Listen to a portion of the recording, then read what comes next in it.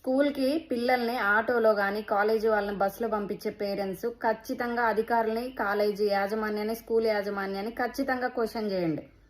ఎందుకంటారా, ఈరోజు ఉదయం ఉరుసుగుట్ట దగ్గర ఒక డివైడర్ దగ్గర ఒక స్కూల్ బస్సు, కాలేజీకి సంబంధించిన ఆటో, రెండు యాక్సిడెంట్ జరిగినాయి. ఆటో ఎంత నుజ్జైందని విజువల్లో చూడండి, బస్సు వెనకాల ఎంత డ్యామేజ్ అయింది చూడండి. ఇక్కడ ఆటో డ్రైవర్ గురించి మాట్లాడినా, బస్సు డ్రైవర్ గురించి మాట్లాడినా మన అన్నలు వస్తారు, డ్రైవర్ అన్నలు.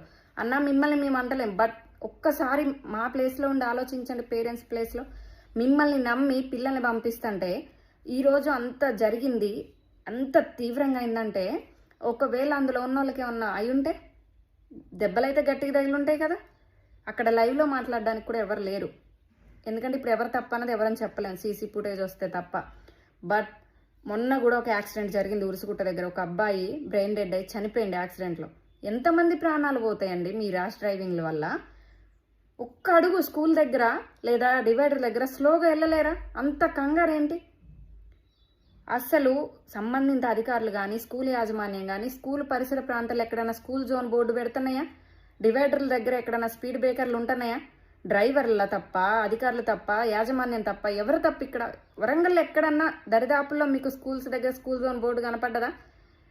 ఏంది పరిస్థితులు? ఎంతమంది తప్పు వల్ల ఎంతమంది బలవుతున్నారు? ఎవరికి సంబంధం లేదా ఇది?